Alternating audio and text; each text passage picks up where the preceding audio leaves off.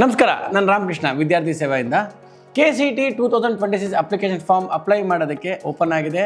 ಜನವರಿ 17ರಿಂದ February 17ನೇ ತಾರೀಕುವರೆಗೂ ನಿಮಗೆ time ಕೊಟ್ಟಿದ್ದಾರೆ.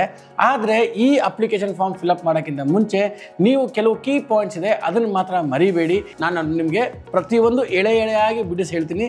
ದಯವಿಟ್ಟು ವಿಡಿಯೋನ ಫುಲ್ ಎಂಡ್ವರೆಗೂ ನೋಡಿ ಮತ್ತು ನಿಮ್ಮ ಫ್ರೆಂಡ್ಸ್ಗೂ ಕೂಡ ಶೇರ್ ಮಾಡಿ. ಸೊ ಸ್ಟಾರ್ಟ್ ಮಾಡೋಣವಾ? ಸೊ ಫಸ್ಟ್ ಪಾಯಿಂಟ್ ನೀವು ನೋಡಬೇಕಾಗಿರೋದು ಏನಂದರೆ, ನಿಮ್ಮ 10th ಮಾರ್ಕ್ಸ್ ಕಾರ್ಡಲ್ಲಿ ಏನು ಹೆಸರು ಇದೆಯೋ ಅದೇ ಹೆಸರು ನಿಮ್ಮ ಆಧಾರ್ ಕಾರ್ಡಲ್ಲಿ ಇರಬೇಕು. That's a main thing. For example, ನನ್ನ ಹೆಸರು ರಾಮಕೃಷ್ಣ ಇ. ಈಗ ನನ್ನ ಹೆಸರನ್ನ ಇ ರಾಮಕೃಷ್ಣ ಅಂತ ಕರೀಬೋದು, ರಾಮಕೃಷ್ಣ ಇ ಅಂತಲೂ ಇರ್ಬೋದು. ಆದರೆ ನೀವು ಚೆಕ್ ಮಾಡಿ, ನಿಮ್ಮ 10th ಮಾರ್ಕ್ಸ್ ಕಾರ್ಡಲ್ಲಿ ಮತ್ತು ನಿಮ್ಮ ಆಧಾರ್ ಕಾರ್ಡಲ್ಲಿ ಎರಡೂ ಕೂಡ ರಾಮಕೃಷ್ಣ ಇ ಅಂತ ಇದೆಯಾ ಅಥವಾ ಇ ರಾಮಕೃಷ್ಣ ಇದೆಯಾ ಅಂತ. ಫಾರ್ ಎಕ್ಸಾಂಪಲ್, ನಿಮ್ದು ಯಾವುದೇ ಒಂದು ಹೆಸರು ಆಧಾರ್ ಕಾರ್ಡಲ್ಲಿ ಮತ್ತು ನಿಮ್ಮ ಮಾರ್ಕ್ಸ್ ಕಾರ್ಡಲ್ಲಿ ನಿಮ್ಮ ಹೆಸರು ಮತ್ತು ನಿಮ್ಮ ತಂದೆ ಹೆಸರು ಸೇಮ್ ಆಗಿರಬೇಕು. ಯಾವುದೇ ರೀತಿಯಾಗಿ ಅದರಲ್ಲಿ ನಿಮ್ಮ ಸ್ಪೆಲ್ಲಿಂಗ್ ಮಿಸ್ಟೇಕು ಡಿಫ್ರೆನ್ಸು ಇರಬಾರ್ದು ಫಸ್ಟು. ಮತ್ತು ಡೇಟ್ ಆಫ್ ಬರ್ತ್ ನಿಮ್ಮದು, ನಿಮ್ಮ 10th ಮಾರ್ಕ್ಸ್ಗಳಲ್ಲಿ ಏನು ಡೇಟ್ ಆಫ್ ಬರ್ತ್ ಇದೆಯೋ ಅದೇ ಡೇಟ್ ಆಫ್ ಬರ್ತ್ ನಿಮ್ಮ ಆಧಾರ್ ಕಾರ್ಡಲ್ಲೂ ಇರಬೇಕು. ಬಿಕಾಸ್ ಇವಾಗ ಈ ಅಪ್ಲಿಕೇಶನ್ ಫಾರ್ಮ್ ಎಲ್ಲ ಕೂಡ ಆಧಾರ್ ಕಾರ್ಡ್ ಬೇಸ್ಡ್ ಆಗಿರುತ್ತೆ, ನಿಮಗೆ OTP ಬರುತ್ತೆ. ಸೊ ಹಾಗಾಗಿ ಕರೆಕ್ಟಾಗಿ ಮಾಡ್ಕೊಳ್ಳಿ. ಮೂರನೇ ಪಾಯಿಂಟ್ ಏನಂತಂದರೆ, ನಿಮ್ಮ ಆಧಾರ್ ಕಾರ್ಡಲ್ಲಿ ನೀವು ಚಿಕ್ಕ ಮಕ್ಕಳಿದ್ದಾಗ ಫೋಟೋ ಇರುತ್ತೆ.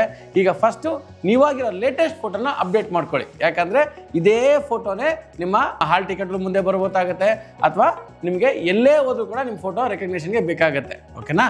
ಪ್ಲಸ್ ಇದಲ್ದೇ ನಿಮ್ಮದೊಂದು ಸಿಗ್ನೇಚರ್ ಕೂಡ ಸ್ಕ್ಯಾನ್ ಮಾಡಿ ಇಟ್ಕೊಳ್ಳಿ. ಓಕೆ? ಯಾಕಂದರೆ ತುಂಬ ಜನ ಏನು ಮಿಸ್ಟೇಕ್ ಮಾಡ್ತಾರೆ ಅಂದರೆ, ಫೋಟೋ ಅಪ್ಲೋಡ್ ಮಾಡೋ ಜಾಗದಲ್ಲಿ ಸಿಗ್ನೇಚರ್ ಅಪ್ಲೋಡ್ ಮಾಡ್ತೀರಾ, ಸಿಗ್ನೇಚರ್ ಅಪ್ಲೋಡ್ ಮಾಡೋ ಜಾಗದಲ್ಲಿ ಫೋಟೋ ಅಪ್ಲೋಡ್ ಮಾಡ್ತೀರಾ. ಆ ಮಿಸ್ಟೇಕ್ ಕೂಡ ಮಾಡೋಕ್ಕೆ ಹೋಗಬೇಡಿ. These are the main criteria. ಆಯಿತಾ? ಅದಾದಮೇಲೆ ಒಂದು ಇಮೇಲ್ ID ಓಪನ್ ಮಾಡ್ಕೊಳ್ಳಿ. ತುಂಬ ಜನ ಏನು ಮಾಡ್ತಾರೆ, ಇಮೇಲ್ ID ಓಪನ್ ಮಾಡ್ತಾರೆ, ಆದರೆ ಇಮೇಲ್ ID ಪಾಸ್ವರ್ಡ್ ಮರ್ತೋಗ್ಬಿಡ್ತೀರಾ. ಸೊ ಆ ಇಮೇಲ್ ID ಪಾಸ್ವರ್ಡ್ ಮರಿದೇ ಇರೋಂಗೆ ನೀವು ಪಾಸ್ವರ್ಡ್ನ ಕ್ರಿಯೇಟ್ ಮಾಡ್ಕೊಳ್ಳಿ. ಯಾಕಂದರೆ ಇನ್ನು ಮುಂದೆ ಯಾವುದೇ ಒಂದು ಇನ್ಫಾರ್ಮೇಷನ್ ಬೇಕಂದರೆ you also get it in your email ID. But email ID is very much important. ಮತ್ತು ನೀವು ಆಧಾರ್ ಕಾರ್ಡ್ ಮಾಡಿಸಿದಾಗ ಒಂದು ನಂಬರ್ ಕೊಟ್ಟಿರ್ತೀರ, ಯಾವುದು ನಿಮಗೆ ನೋಟಿಫಿಕೇಶನ್ ಬರೋದಕ್ಕೆ. ಅದು ನಿಮ್ಮ ತಂದೆ ನಂಬರ್ ಇರ್ಬೋದು, ನಿಮ್ಮ ತಾಯಿ ನಂಬರೇ ಇರ್ಬೋದು. ನಿಮ್ಮ ಹತ್ರ ಏನಾದ್ರು ಸಪ್ರೇಟ್ ನಂಬರ್ ಇದ್ದರೆ ಆ ಸಪ್ರೇಟ್ ನಂಬರ್ ಕೊಡಿ, ಅದಕ್ಕೆ ಅಪ್ಡೇಟ್ ಮಾಡಿಸಿ. ಅದಾದಮೇಲೆ ಇದೇ ನಂಬರ್ನ KCET ಅಪ್ಲಿಕೇಶನಲ್ಲಿ ಹಾಕಿ. ಓಕೆ? ಅಕಸ್ಮಾತ್ ನೀವೇನಾದ್ರು ನಾನು ಯಾವಾಗಲೂ ಮೊಬೈಲ್ ಆಕ್ಸೆಸ್ ಇರಲ್ಲ ಸರ್, ನನಗೆ ಕಷ್ಟ ಆಗುತ್ತೆ ಅಂದರೆ ನೀವು ನಿಮ್ಮ ತಂದೆ ಮೊಬೈಲ್ ನಂಬರು ಅಥವಾ ನಿಮ್ಮ ತಾಯಿ ನಂಬರು ಯಾವ್ದು ಸಿಗುತ್ತೋ ಅದು ಮಾಡ್ಕೊಳ್ಳಿ. ಓಕೆನಾ? ಆಮೇಲೆ ಆರಾಮಾಗಿ ಮಾಡಿ, ಹರ್ತಾಲ್ ಮಾಡೋಕ್ಕೆ ಹೋಗ್ಬೇಡಿ, ಅರ್ಜೆಂಟ್ ಮಾಡೋಕ್ಕೆ ಹೋಗ್ಬೇಡಿ. ಪ್ಲಸ್ ನಿಮ್ಮ ಜಾತಿ ಪ್ರಮಾಣ ಪತ್ರ ಮತ್ತು ನಿಮ್ಮ ಆದಾಯ ಪತ್ರ ರೆಡಿ ಮಾಡ್ಕೊಳ್ಳಿ. ಅದು ಲೇಟೆಸ್ಟ್ಗೆ ಅಟ್ಲೀಸ್ಟು ಅದಕ್ಕೆ ವ್ಯಾಲಿಡಿಟಿ ಇರಬೇಕು. ಎಷ್ಟೊಂದು ಜನ ಮಾಡಿಸಿರ್ತಾರೆ, 2 ವರ್ಷ ಮುಂಚೆ ಮಾಡಿಸಿರ್ತಾರೆ, ಆ ವ್ಯಾಲಿಡಿಟಿ ಮುಗ್ದೋಗುತ್ತೆ. ಅದನ್ನು ಮಾತ್ರ ಮರಿಬೇಡಿ, ಲೇಟೆಸ್ಟಾಗಿ ಮಾಡ್ಕೊಳ್ಳಿ. ಅದಲ್ಲದೆ ಮೇನ್ ಥಿಂಗ್, ನೀವು ಒಂದು ಬ್ಯಾಂಕ್ ಅಕೌಂಟ್ ಓಪನ್ ಮಾಡಿ. ನಿಮ್ಮ ತಂದೆ ಬ್ಯಾಂಕು ಮತ್ತು ನಿಮ್ಮ ಬ್ಯಾಂಕ್ ಅಕೌಂಟ್ ಎರಡು ಒಂದೇ ಇರಲಿ, ಅದು ಈಸಿ ಆಗುತ್ತೆ. ಬಿಕಾಸ್ ಇಂಟರ್ನಲ್ ಟ್ರಾನ್ಸ್ಫರ್ ಈಸಿ ಆಗುತ್ತೆ. ನೀವು ಒಂದು ಬ್ಯಾಂಕ್ ಅಕೌಂಟ್ ಓಪನ್ ಮಾಡಿ. ಬಿಕಾಸ್ ನೀವು ನಾಳೆ ದಿನ ಪೇಮೆಂಟ್ ಮಾಡಬೇಕಾದ್ರೆ ನಿಮ್ಮ ಅಕೌಂಟಿಂದ ಹೋದರೆ ನೀವು ಕಲಿತೀರಾ ಬ್ಯಾಂಕಲ್ಲಿ ಯಾವ ಥರ ಟ್ರಾನ್ಸಾಕ್ಷನ್ ಮಾಡೋದು ಅಂತ. ಓಕೆನಾ? ಸೊ ಒಂದು ಬ್ಯಾಂಕ್ ಅಕೌಂಟ್ ಓಪನ್ ಮಾಡಿ, ಮೊಬೈಲ್ ಬ್ಯಾಂಕ್ ಅಪ್ಲಿಕೇಶನ್ನ ಡೌನ್ಲೋಡ್ ಮಾಡ್ಕೊಳ್ಳಿ. ಆ ಅಪ್ಲಿಕೇಶನಲ್ಲಿ ಯಾವ ಥರ ಯೂಸ್ ಆಗುತ್ತೆ ಅದೆಲ್ಲ ನೋಡಿ. ಒಂದು 100 ರೂಪಾಯಿ 200 ರೂಪಾಯಿ ನಿಮ್ಮ ಅಪ್ಪಂಗೆ ಕಳ್ಸೋದ, ನಿಮ್ಮ ಅಮ್ಮಂಗೆ ಕಳ್ಸೋದ, ಏನೋ NEFT RTGS ಎಲ್ಲ ಮಾಡೋದಲ್ಲ ಕಲೀರಿ. How to add the account details in a new application ಅಂತ. ಅರ್ಥ ಆಗ್ತಿದೆಯಾ? So these are the main important things which you have to follow. ಇನ್ನೆಲ್ಲ ಮಾಮೂಲಿನ ಎಲ್ಲ ಯೂಟ್ಯೂಬರ್ ನಿಮ್ಗೆ ಹೇಳ್ತಾರೆ ಅಪ್ಲಿಕೇಶನ್ ಫಾರ್ಮ್ ಫಿಲಪ್ ಮಾಡೋದು ಹೆಂಗೆ ಅಂತಲ್ಲ. ಆದರೆ ಇದೆಲ್ಲ ಇನ್ನೂ ಇಂಪಾರ್ಟೆಂಟ್ ಆಗಿರುತ್ತೆ, ಎಲ್ಲರೂ ಇಗ್ನೋರ್ ಮಾಡಿಬಿಡ್ತೀರಾ. ಸೊ ಇದೆಲ್ಲ main important points for you to apply the KCET application form. ಅರ್ಥ ಆಗ್ತಿದೆಯಲ್ಲ? ಸೊ ನೀವು ಇದೆಲ್ಲ ಮಾಡಿನೇ ಸ್ಟಾರ್ಟ್ ಮಾಡಿ. ಇದೆಲ್ಲ ಮಾಡಿಲ್ವಾ, ಫಸ್ಟ್ ಇದೆಲ್ಲ ಮಾಡ್ಕೊಳ್ಳಿ, ಆಮೇಲೆ ಅಪ್ಲಿಕೇಶನ್ ಹಾಕಿ. ಮತ್ತು ಈಗ ನಿಮಗೆ ಕೋಟಾಗಳಿರುತ್ತೆ. ಫಾರ್ ಎಕ್ಸಾಂಪಲು SC ST ಆಗಿರ್ತಾರೆ, ಅಥವಾ ಮೈನಾರಿಟಿ ಆಗಿರ್ತಾರೆ, ಅಥವಾ ನೀವು ಹೈದರಾಬಾದ್ ಕರ್ನಾಟಕ ಸ್ಟೂಡೆಂಟ್ ಆಗಿರ್ತೀರ, ಅಥವಾ ಕನ್ನಡ ಮೀಡಿಯಂ ಸ್ಟೂಡೆಂಟ್ ಆಗಿರ್ತೀರ. ಸೊ ಇದಕ್ಕೆಲ್ಲ ಸಪ್ರೇಟ್ ಅಪ್ಲಿಕೇಶನ್ ಫಾರ್ಮ್ಸ್ ಇದೆ. ಆಯಿತಾ? ಈ ಅಪ್ಲಿಕೇಶನ್ ಫಾರ್ಮ್ಸು ನಿಮಗೆ KCET ವೆಬ್ಸೈಟಲ್ಲಿ ಸಿಗುತ್ತೆ, ಅಥವಾ ನಾವು ಡಿಸ್ಕ್ರಿಪ್ಷನ್ಸ್ ಎಲ್ಲ ಹಾಕಿರ್ತೀವಿ. ಆಯಿತಾ? ಆ ಅಪ್ಲಿಕೇಶನ್ ಫಾರ್ಮ್ ಯಾವ ಥರ ಇರುತ್ತೆ, ಅದು ಹೆಂಗೆ ಫಿಲಪ್ ಮಾಡಬೇಕು, ಮತ್ತು ಅದು ನೀವು ತಹಸೀಲ್ದಾರ್ ಆಫೀಸ್ಗೆ ಹೋಗಿ ಅದನ್ನು ಅಪ್ಲೈ ಮಾಡಿ ಅದನ್ನು ತೊಗೊಬೇಕು. ಆಯಿತಾ? For example, Hyderabad Karnataka student ಆಗಿದ್ದರೆ ನಿಮ್ಮದು ಇದು caste certificate, income certificate plus ಇದನ್ನು ಹಾಕಬೇಕಾಗತ್ತೆ. ಸೊ ಅಪ್ಲಿಕೇಶನ್ ಹಾಕಬೇಕಾದ್ರೆ ತುಂಬ ಹುಷಾರಾಗಿ ಹಾಕಬೇಕು. ಯಾವುದೇ ಒಂದು ಕೋಟಾ ಬಂದಾಗ ಕೂಡ ನೀವು ಚೆಕ್ ಮಾಡಿ. ಆಯ್ತನಾ? ಆಮೇಲೆ ನೀವು ಈ ಪ್ರೊಸೆಸ್ ಮಾಡಿದಾಗ ಪ್ರತಿಯೊಂದು ಸ್ಟೆಪ್ಪಲ್ಲಿ ಚೆಕ್ ಮಾಡ್ಕೊಂಡು ಹೋಗಿ. ಲಾಸ್ಟಲ್ಲಿ ಅಪ್ಲೈ ಮಾಡೋಕ್ಕೆ ಹೋಗ್ಬೇಡಿ, ಪ್ರತಿಯೊಂದು ಚೆಕ್ ಮಾಡಿ ಎಲ್ಲ ಕರೆಕ್ಟಾಗಿ ಇದೆಯಾ ಅಂತ ಆಮೇಲೆ ಮುಂದೆ ಹೋಗಿ. ಅರ್ಥ ಆಯ್ತಾ? ಈಗ ಮೇನ್ ಇರೋದು ನಿಮಗೆ ಇವಾಗ SC ST ಆಗಿದ್ರೆ ನಿಮ್ಮದು ಇನ್ಕಮ್ ಪ್ರೂಫು ಬೇಕಾಗುತ್ತೆ, ನಿಮ್ಗೆ ಕ್ಯಾಸ್ಟ್ ಸರ್ಟಿಫಿಕೇಟು ಬೇಕಾಗುತ್ತೆ. ಕರೆಕ್ಟ್ ಅಲ್ವಾ? ಪ್ಲಸ್ ನೀವೇನಾದ್ರೂ ಅಗೇನ್ ಹೈದರಾಬಾದ್ ಕರ್ನಾಟಕ ಸ್ಟೂಡೆಂಟ್ ಆಗಿದ್ರೆ ಅದಕ್ಕೊಂದು ಸರ್ಟಿಫಿಕೇಟ್ ಬರುತ್ತೆ. ಇದನ್ನೆಲ್ಲ ನೀವು ಅಪ್ಲೋಡ್ ಮಾಡೋಕ್ಕೆ ಬೇಕಾಗುತ್ತೆ. ಎಲ್ಲದಕ್ಕಿಂತ ಮೇನ್ ಅಂತಲೇ ನಿಮಗೆ ಪೇಷನ್ಸ್ ಬೇಕು, ನಿಧಾನವಾಗಿ ಹಾಕಿ. ಇವ್ರು ಹೇಳ್ತಾರೆ ಮುಂದೆ ನೀವು ಚೇಂಜ್ ಮಾಡೋಕ್ಕೆ ನಾವು ಮಾರ್ಚಲ್ಲಿ ಟೈಮ್ ಕೊಡ್ತೀವಿ ಅಂತ, ಆದರೆ ಪ್ರತಿಯೊಂದು ನಿಮಗೆ ಆಪ್ಷನ್ ಚೇಂಜ್ ಮಾಡೋಕ್ಕೆ ಸಿಗಲ್ಲ, ಕೆಲವ್ದು ಮಾತ್ರ ಸಿಗುತ್ತೆ. ಹಾಗಾಗಿ ನೀವು ಅಪ್ಲೈ ಮಾಡಬೇಕಾದಾಗನೇ ಹುಷಾರಾಗಿ ಮಾಡೋದು ಉತ್ತಮ. ಮತ್ತು ಇಲ್ಲಿ ಒಂದು ಲಿಸ್ಟ್ ಆಫ್ ಡಾಕ್ಯುಮೆಂಟ್ಸ್ ಇದೆ, ಯಾವ್ಯಾವ ಡಾಕ್ಯುಮೆಂಟ್ಸು ನೀವು ಅಪ್ಲಿಕೇಶನ್ ಹಾಕ್ಬೇಕಾದ್ರೆ ನಿಮ್ಗೆ ಬೇಕಾಗುತ್ತೆ ಅಂತ. ಇದನ್ನೆಲ್ಲ ನೀಟಾಗಿ ಸ್ಕ್ಯಾನ್ ಮಾಡಿ ಅವ್ರಿಗೆ ಹೇಳಿ, ನಿಮ್ಮ ಏನು ನೀವು ಯಾರ ಹತ್ರ ಸ್ಕ್ಯಾನ್ ಮಾಡಿಸ್ತೀರ ಅವ್ರಿಗೆ ಹೇಳಿ, ಇದು ಪ್ರತಿಯೊಂದು ಫೈಲ್ ಸೈಜು 50 KB ಕಡಿಮೆ ಇರಬೇಕು ಅಂತ. ಇನ್ನೊಂದ್ಸಲ ಹೇಳ್ತೀನಿ ಕೇಳಿ, 50 KB, MB ಅಲ್ಲ, ಮತ್ತೆ 50 KB. ಅರ್ಥ ಆಯ್ತಾ? ನೀವು ಎಲ್ಲೇ ಹೋದರೂ ಕೂಡ ಅಲ್ಲಿ ನಿಮ್ಮ ಜೆರಾಕ್ಸ್ ಅಂಗಡಿ ಹತ್ರ ಹೋಗ್ತಿರಲ್ಲ, ಅಥವಾ ಎಲ್ಲಿ ಹೋಗ್ತಿರೋ ಆ ಸೈಬರ್ ಕೆಫೆ ಹತ್ರ ಹೋದಾಗ ಪ್ರತಿಯೊಂದು ಡಾಕ್ಯುಮೆಂಟು ಕೂಡ ನೀವು 50 KB ಕೆಳಗಡೆ ಇರಬೇಕು. ಅರ್ಥ ಆಯ್ತಾ? ಸೊ ನಿಮ್ದು SLC marks card, 10th marks card ನೀಟಾಗಿ ಸ್ಕ್ಯಾನ್ ಮಾಡಬೇಕು. ಅರ್ಧಂಬರ್ಧ ಮಾಡಿ ಮೊಬೈಲಲ್ಲಿ ಸ್ಕ್ಯಾನ್ ಮಾಡಿ ಅವೆಲ್ಲ ಮಾಡೋಕ್ಕೆ ಹೋಗ್ಬೇಡಿ, ಒಂದು 10 ರೂಪಾಯಿ ಖರ್ಚಾಗುತ್ತೆ ಅಷ್ಟೇ.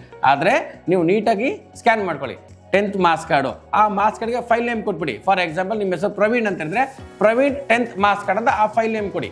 ಅರ್ಥ ಆಯ್ತಾ? ಅವಾಗ ನಿಮ್ಗೆ ಏನಾಗುತ್ತೆ, ಯಾವಾಗ ಬೇಕಾದ್ರೂ ಕೂಡ ನೀವು 10 ಫೈಲ್ ಚೆಕ್ ಮಾಡಿ ಇದು ಮಾರ್ಕ್ಸ್ ಕಾರ್ಡ್ ಯೂಸ್ ಆಗುತ್ತೆ ಟೆನ್ಷನ್ ಇರಲ್ಲ. ಆ ಫೈಲ್ ನೇಮ್ ಇದ್ರೆ ಅದೇ ಇದ್ದಾಗ ನಿಮಗೆ ಈಸಿ ಆಗುತ್ತೆ. So Praveen 10th marks card ಅಂತ ಹಾಕೊಳ್ಳಿ. ಆಯ್ತಾ? ಅದಾದ್ಮೇಲೆ ನಿಮ್ಮ ಆಧಾರ್ ಕಾರ್ಡು. ಓಕೆ, ಕೆಲವು ಸಲ ಏನಾಗುತ್ತೆ, ಆಧಾರ್ ಕಾರ್ಡ್ ನಾವು ಡೌನ್ಲೋಡ್ ಮಾಡ್ಬಿಡ್ತೀವಿ, ಆಧಾರ್ ಕಾರ್ಡ್ ಓಪನ್ ಮಾಡ್ಬೇಕಂದ್ರೆ ಮತ್ತೆ ಅದಕ್ಕೆ ಪಾಸ್ವರ್ಡ್ ಕೊಡಬೇಕಾಗತ್ತೆ. ಸೊ ಆ ತಪ್ಪು ಮಾಡಬೇಡಿ. ಫಸ್ಟ್ ಆಧಾರ್ ಕಾರ್ಡ್ ಡೌನ್ಲೋಡ್ ಮಾಡಿಕೊಂಡು ಅದನ್ನು ಓಪನ್ ಮಾಡಿ ಪ್ರಿಂಟ್ಔಟ್ ತೆಗೆದು ಅದನ್ನು ಸ್ಕ್ಯಾನ್ ಮಾಡಿ ನೀಟಾಗಿ, ಸರಿನಾ? ಇಲ್ಲ ಅಂದರೆ ನೀವು ಆಧಾರ್ ಕಾರ್ಡ್ ಡೌನ್ಲೋಡ್ ಮಾಡಿದ್ದು ಹಾಕ್ಬಿಟ್ರೆ ಅದು ಓಪನ್ ಮಾಡ್ಬೇಕಂದ್ರೆ ಪಾಸ್ವರ್ಡ್ ಬೇಕಾಗುತ್ತೆ. ಸೊ ಪಾಸ್ವರ್ಡ್ ಓಪನ್ ಆಗಲ್ಲ. ಅರ್ಥ ಆಗ್ತಿದೆಯಾ? ಅದು ಮೇನ್ ಇಂಪಾರ್ಟೆಂಟ್. ಮೂರನೇದು ನಿಮ್ಮದು details of studied in Karnataka ಅಂತ. 1ನೇ ಕ್ಲಾಸಿಂದ 10ನೇ ಕ್ಲಾಸ್ವರೆಗೂ ನೀವೇನಾದರೂ ನೀವು ಎಲ್ಲೆಲ್ಲಿ ಓದಿದ್ರೆ ನಿಮ್ಗೆ ಗೊತ್ತಿರುತ್ತೆ, ಯಾವ ಸ್ಕೂಲಲ್ಲಿ ಓದಿರಿ, ಯಾವಾಗ ಮಾಡಿದ್ರೆ. ಮ್ಯಾಕ್ಸಿಮಮ್ ಹುಡುಗರು ಒಂದೇ ಸ್ಕೂಲಲ್ಲಿ ಓದಿರ್ತಾರೆ.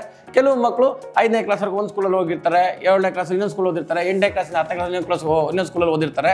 ಅದನ್ನು ನೀವು ಚೆಕ್ ಮಾಡ್ಕೊಳ್ಳಿ. ಮತ್ತು ನಿಮ್ಮ ಒಂದು ಲೇಟೆಸ್ಟ್ ಪಾಸ್ಪೋರ್ಟ್ ಸೈಜ್ ಫೋಟೋ. ಅರ್ಥ ಆಯ್ತಾ? ನೀವು ಹೆಂಗೋ ಕೂದಲೆಲ್ಲ ಕೆದ್ರಕೊಂಡೆಲ್ಲ ಮಾಡ್ಕೊಂಡ್ರೆ ನೀಟಾಗಿ ಸ್ಮಾರ್ಟ್ ಬಾಯ್ ಆಗಿ ನೀಟಾಗಿ ಫೋಟೋ ತಗೊಳ್ಳಿ.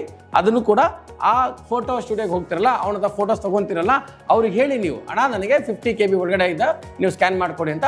ಅವರು ಅದು ನಿಮಗೆ ಮಾಡಿಕೊಡ್ತಾರೆ. ಮತ್ತು ನಿಮ್ಮ ಒಂದು ಲೆಫ್ಟ್ ಹ್ಯಾಂಡ್ ತಮ್ ಇಂಪ್ರೆಷನ್, ಆಯಿತಾ, ಅದು ಕೂಡ ನೀಟಾಗಿ ಸ್ಕ್ಯಾನ್ ಮಾಡಿ. ಒಂದು ಇದು ಪ್ಯಾಡ್ ತೊಗೊಳ್ಳಿ, ಸುಮ್ಮನೆ ಇಂಕ್ ಹಾಕೊಂಬೇಡಿ, ಒಂದು ಇಂಕ್ ಪ್ಯಾಡ್ ತೊಗೊಳ್ಳಿ, ಕರೆಕ್ಟಾಗಿ ಪ್ರೆಸ್ ಮಾಡಿ ಕರೆಕ್ಟಾಗಿ ಇದು ಮಾಡಿ ಅದು ಸ್ಕ್ಯಾನ್ ಮಾಡ್ಕೊಳ್ಳಿ. ಓಕೆನಾ? ಇಂಪ್ರೆಷನ್ ಕರೆಕ್ಟಾಗಿ ಕೊಟ್ಟು, ಯಾಕಂದರೆ that is also very much important. ಆಮೇಲೆ ಈ ಸ್ಕ್ಯಾನ್ ಮಾಡಿದ್ರು ಕೂಡ ಇದು ಕೂಡ 50 KB ಕೆಳಗಡೆ ಇರಬೇಕು. ಆಯಿತಾ? ಮತ್ತು ನಿಮ್ಮ ಪೇರೆಂಟ್ಸು ಬೇಕು. ಅರ್ಥ ಆಗ್ತಾ? ನಿಮ್ಮ ಪೇರೆಂಟ್ಸು ಕೂಡ ಲೆಫ್ಟ್ ಹ್ಯಾಂಡ್ ತಂಬ್ ಇಂಪ್ರೆಷನ್ ಬೇಕಾಗುತ್ತೆ. ಮತ್ತು ನಿಮ್ದೇನಾದ್ರು ನಿಮ್ಗೆ ರಿಸರ್ವೇಷನ್ ಸರ್ಟಿಫಿಕೇಟ್ಸ್ ಇರುತ್ತೆ. ಫಾರ್ ಎಕ್ಸಾಂಪಲ್ ಕ್ಯಾಸ್ಟ್ ಸರ್ಟಿಫಿಕೇಟ್ ಇರುತ್ತೆ, ಅಥವಾ ನೀವು ರೂರಲ್ಲು, ಕನ್ನಡ ಮೀಡಿಯಮು, ಕಲ್ಯಾಣ ಕರ್ನಾಟಕ. ಆಮೇಲೆ ಈಗ ನೀವು ಜನರಲ್ ಇರ್ಬೋದು, ಜನರಲ್ ಇದು ಕೂಡ ಬಡವರು ಇರ್ತಾರೆ, ಎಲ್ಲರೂ ಜನರಲ್ ಇರೋರೆಲ್ಲ ಸೌಕರ್ಯ ಇರಲ್ಲ. ಆಯಿತಾ? ಅಕಸ್ಮಾತು ನೀವು ಜನರಲ್ ಮೆರಿಟಲ್ಲಿದ್ದು ನಿಮ್ಮ ಇನ್ಕಮ್ ಏನಾದರೂ 8 ಲಕ್ಷ ಒಳಗಡೆ ಇದ್ದರೆ ಅದನ್ನು ನಾವು ನಾನ್ ಕ್ರೀಮಿ ಲೇಯರ್ ಸರ್ಟಿಫಿಕೇಟ್ ಅಂತ ಹೇಳ್ತೀವಿ. ಅದು ಕೂಡ ನೀವು ಅಪ್ಲೈ ಮಾಡಿ, ಅದು ಕೂಡ ಸ್ಕ್ಯಾನ್ ಮಾಡ್ಕೊಳ್ಳಿ. ನಾನು ಇನ್ನೊಂದು ಸಲ ಹೇಳ್ತಾ ಇದ್ದೀನಿ, ನಿಮ್ಮ ಇಮೇಲ್ ಐ ಡಿ, ನಿಮ್ಮ ಎಲ್ಲ ಡಾಕ್ಯುಮೆಂಟ್ಸ್ ಕ್ಲೀನಾಗಿ ಸ್ಕ್ಯಾನ್ ಆಗಿರಬೇಕು. ಮತ್ತು ಪ್ರತಿಯೊಂದಕ್ಕೂ ಇಂಡಿವಿಜುವಲ್ ಸರ್ಟಿಫಿಕೇಟು. ಕೆಲವ್ರು ಏನು ಮಾಡ್ತಾರೆ, ಎಲ್ಲ ಮಾರ್ಕ್ಸ್ ಕಾರ್ಡ್ಸ್ನ ಎಲ್ಲ ಡಾಕ್ಯುಮೆಂಟ್ಸ್ನ ಒಂದೇ ಫೈಲ್ ಮಾಡಿಬಿಡ್ತಾರೆ. ಹಂಗೆ ಮಾಡಬೇಡಿ, ಬೇರೆ ಬೇರೆಯಾಗಿ ಸ್ಕ್ಯಾನ್ ಮಾಡಿ ಇಟ್ಕೊಳ್ಳಿ. ಅದಾದಮೇಲೆ ನಿಮ್ಮ ಇಮೇಲಲ್ಲಿ ಒಂದು ಇಟ್ಕೊಳ್ಳಿ, ಒಂದು ಕಾಪಿ ಇಟ್ಕೊಳ್ಳಿ. ನಿಮ್ಮ ಅಪ್ಪಗೋ ಅಮ್ಮಂಗೋ ಯಾರಿಗೋ ಒಂದು ಇಮೇಲ್ ಕಳಿಸಿ ಇಟ್ಕೊಳ್ಳಿ. ಸೊ ದಟ್ ನಿಮ್ಗೆ ಈಸಿ ಆಗುತ್ತೆ, ಎಲ್ಲಿ ಹೋದ್ರು ಕೂಡ ನೀವು ಡೌನ್ಲೋಡ್ ಮಾಡ್ಕೊಬೋದು. ಆಮೇಲೆ ಇದ್ರ ಫೀಸ್ ಎಷ್ಟಾಗುತ್ತೆ ಅಂತ ಕೇಳ್ಬೋದು. For example Karnataka candidates general merit 2A 2B ಮತ್ತು 3A 3B ಅವ್ರಿಗೆ 500 ರೂಪಾಯಿ ಆಗುತ್ತೆ. ಮತ್ತು Karnataka SC ST students category 1 ಕ್ಯಾಂಡಿಡೇಟ್ಗೆ 250 ರೂಪಾಯಿ ಆಗುತ್ತೆ. ಮತ್ತು ಕ್ಯಾಂಡಿಡೇಟ್ ಫ್ರಮ್ ಔಟ್ಸೈಡ್ ಕರ್ನಾಟಕ, ಆಯಿತಾ, ಅವ್ರಿಗಾದರೆ 750 ರೂಪಾಯಿ ಆಗುತ್ತೆ. ಅಂದರೆ ಫಾರ್ ಎಕ್ಸಾಂಪಲ್ ಯಾರಾದರೂ ಒಬ್ಬರು ಆಂಧ್ರ ಪ್ರದೇಶದಲ್ಲಿ ಓದ್ತಾ ಇರ್ತಾರೆ, ಅವರು KCTಗೆ ಅಪ್ಲೈ ಮಾಡ್ತಾರೆ, ಅವ್ರಿಗೆ 750 ರೂಪಾಯಿ ಆಗುತ್ತೆ. ಆಯಿತಾ? NRI ಕ್ಯಾಂಡಿಡೇಟ್ ಅಂದರೆ ನಾನ್ ರೆಸಿಡೆಂಟ್ ಆಫ್ ಇಂಡಿಯಾ, ಅವ್ರಿಗೆ 5000 ರೂಪಾಯಿ ಆಗುತ್ತೆ. ಆಯ್ತಾ? ಇದನ್ನು ನೀವು ಗೂಗಲ್ ಪೇ, ಫೋನ್ಪೇ ಕೂಡ ಮಾಡ್ಬೋದು. ಅರ್ಥ ಆಯ್ತಾ? ಈ ಅಪ್ಲಿಕೇಶನ್ ಸಬ್ಮಿಟ್ ಮಾಡೋಕ್ಕಿಂತ ಮುಂಚೆ, ಅರ್ಥ ಆಯ್ತಾ, ಪ್ರತಿಯೊಂದು ಕೂಲಂಕುಷವಾಗಿ ನೋಡಿ ಅದಾದಮೇಲೆ ನೀವು ಸಬ್ಮಿಟ್ ಮಾಡಿ. ಅರ್ಥ ಆಯ್ತಾ? ನೀವೆಲ್ಲ ಫಿಲಪ್ ಮಾಡಿದ್ರಿ, ಎಲ್ಲ ಮುಗೀತು, ದುಡ್ಡು ಕಟ್ಟೋಕ್ಕಿಂತ ಮುಂಚೆ ಇನ್ನೊಂದು ಸಲ ನೋಡಿ ಅದನ್ನು. ನಾನು ಯಾವ್ದಾರು ನಾನು ಮಿಸ್ಟೇಕ್ ಮಾಡಿದ್ದೀನಿ ಅಂದರೆ ಚೆಕ್ ಮಾಡಿ. ಬಿಕಾಸ್ ಸಮ್ಟೈಮ್ಸ್ ಏನಾಗುತ್ತೆ, ಸರ್ವರ್ ಬ್ಯುಸಿ ಇರುತ್ತೆ, ಅದು ಅಪ್ಲೋಡ್ ಆಗಿರಲ್ಲ. ಪ್ರತಿಯೊಂದು ಕೂಡ ಸಬ್ಮಿಟ್ ಮಾಡೋಕ್ಕಿಂತ ಮುಂಚೆ ಕೂಲಂಕುಷವಾಗಿ including your spelling plus your date of birth ಮತ್ತು ಯಾವ್ಯಾವ ಅಕೌಂಟ್ ಅಪ್ಲೈ ಮಾಡಿ ಎಲ್ಲ ತೊಗೊಂಡು ಒಂದ್ಸಲ ಡೌನ್ಲೋಡ್ ಮಾಡಿಕೊಂಡು ಚೆಕ್ ಮಾಡಿ ಅದಾದಮೇಲೆ ನೀವು ಪೇಮೆಂಟ್ ಮಾಡಿ. ಅರ್ಥ ಆಯ್ತಾ? ಮತ್ತು ಇದ್ರ ಬಗ್ಗೆ ಏನಾದ್ರು ಕನ್ಫ್ಯೂಷನ್ ಇದ್ದರೆ ಹೆಚ್ಚಿನ ಮಾಹಿತಿಗಾಗಿ ನಮ್ಮನ್ನು ಕಾಂಟ್ಯಾಕ್ಟ್ ಮಾಡಿ, ನಾವು ನಿಮಗೆಲ್ಲ ಡೀಟೇಲ್ಸ್ ಕೊಡ್ತೀವಿ, ನಾವು ನಿಮ್ಗೆ ಹೆಲ್ಪ್ ಮಾಡ್ತೀವಿ. Thank you. ವಿದ್ಯಾರ್ಥಿ ಸೇವಾ.